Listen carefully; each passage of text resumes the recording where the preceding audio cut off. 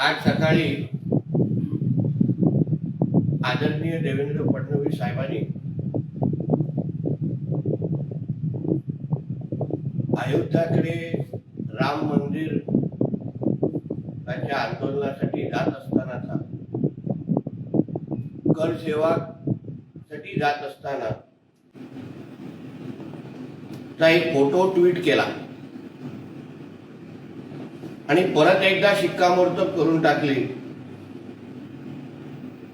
की आदरणीय देवेंद्र फडणवीस जी एक प्रखर राम भक्त आहेत, प्रखर हिंदुत्ववादी आहेत आणि त्यांचा प्रत्यक्ष त्या राम मंदिराच्या आंदोलनामध्ये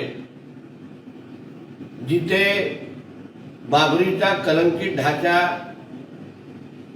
कर सेवकांनी तोडून उद्या तिथे भव्य असा राम मंदिर उभं राहत आहे, त्याचा फोटो ट्विटरवर टाकलेला आहे। आम्हाला प्रत्येक भारतीय जनता पक्षाच्या कार्यकर्त्याला अभिमान आहे की ज्यांच्या नेतृत्वाखाली आज आम्ही काम करतोय ते देवेंद्र फडणवीस साहेबांचा फोटो पाहून आम्हाला अभिमान वाटला। आता जसा देवेंद्र फडणवीस साहेबांनी त्यांचा फोटो ट्विट केला तसाच उद्धव ठाकरे, संजय राजाराम राऊत हे असा फोटो महाराष्ट्राच्या आणि देशाच्या जनतेला दाखवू शकतात का की बाबा राम मंदिराच्या आंदोलनामध्ये उद्धव ठाकरे स्वतः त्या आंदोलनामध्ये सहभागी झालेले होते, असा एक तरी फोटो दाखवू शकतात का?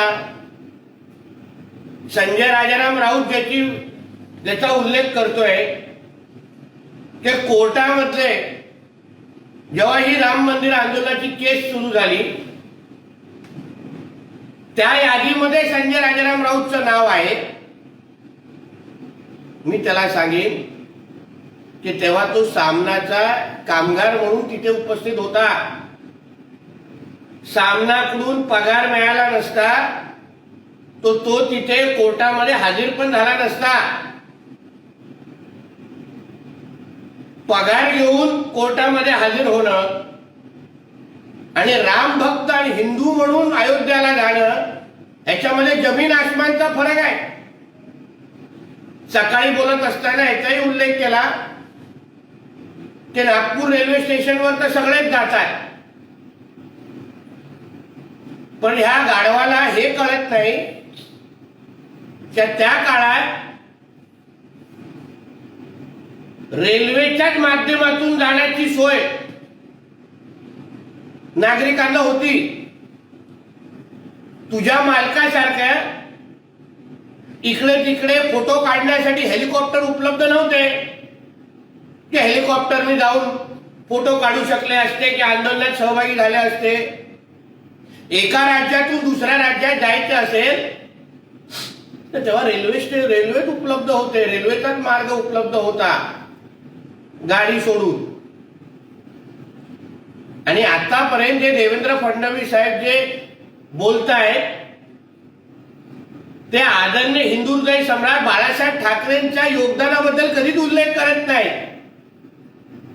अन्य शिवसैनिकांच्या योगदानाबद्दल कधीच उल्लेख करत नाही। पिढ्यानपिढ्या हे कोरलं गेलेलं आहे की राम मंदिराच्या आंदोलनामध्ये हिंदू हृदय सम्राट बाळासाहेब ठाकरेंचा सिंहाचा वाटा होता, त्याला कोणीही चॅलेंज किंवा आव्हान करू शकत नाही। पण देवेंद्र फडणवीस साहेब असं विचारतायत की सातत्याने राम मंदिरावर टीका करणारे उद्धव ठाकरे आणि संजय राजाराम राऊत यांच्या योगदानाचं काय? फक्त या दोघांचं योगदानाचा प्रश्न विचारला जातोय, शिवसेनेचा आणि बाळासाहेब ठाकरेंचं योगदानाचं नाही। म्हणून 90 कमी मारून अगर हा मुद्दा समजून घेतला तर कदाचित हा मुद्दा चांगल्या पद्धतीने संजय राजाराम राऊतला समजेल। म्हणून परत एकदा मी उद्धव ठाकरेला आवाहन करीन, संजय राजाराम राऊतला आवाहन करीन. सकाळी बोललाय काय काहीतरी सुभाष देसाईच्या माध्यमातून उद्या काहीतरी नाशिकला प्रदर्शन भरलं जात आहे, तर एक फोटो, एक पुरावा उद्धव ठाकरे आणि संजय राजाराम राऊतचा, दुसऱ्या शिवसैनिकांचा नाही, बाळासाहेब ठाकरेंचा नाही. कारण का तुमच्या नशिबात राम लल्लाचं दर्शन उद्या लिहिलेलं नाही. तुम्हाला आमंत्रण पण स्पीड पोस्टनी दिलेलं आहे ना. प्रभू रामचं दर्शन उद्या होणार आहे.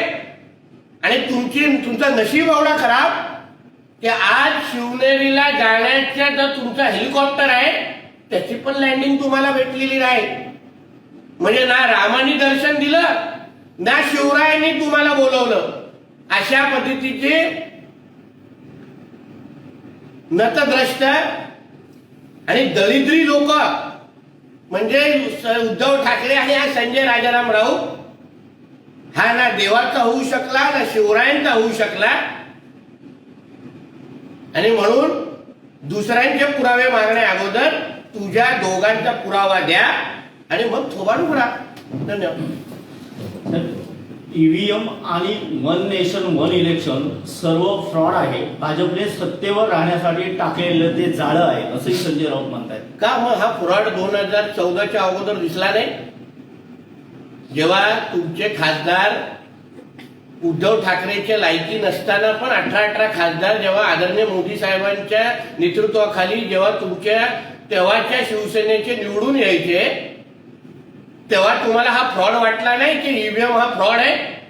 तेव्हा तर तुम्ही 18 खासदार घेऊन सगळीकडे नाचायचे, मोदी साहेबांचे गुणगान गायचे. मग आता तुम्हाला वन नेशन वन इलेक्शन आणि ईव्हीएम फ्रॉड का वाटतंय? म्हणजे 14च्या अगोदर फ्रॉड नव्हता. आणि तुमचा जेव्हा मोदीजींचा आशीर्वाद आता डोक्यावर हात असणार नाही आणि तुमचा एक पण खासदार निवडून येणार नाही ह्याची तुम्हाला शाश्वती असल्यामुळे आता तुम्ही फ्रॉड नावाने बोंबलणार.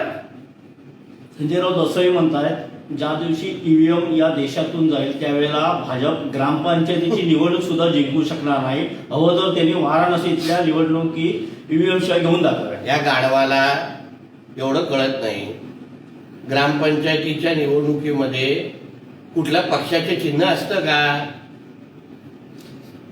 ज्यांनी एक ग्रामपंचायत स्वतः लढवली नाही, स्वतः एक नगरसेवकची निवडणूक लढवली नाही, तो अशाच भाषा करणार.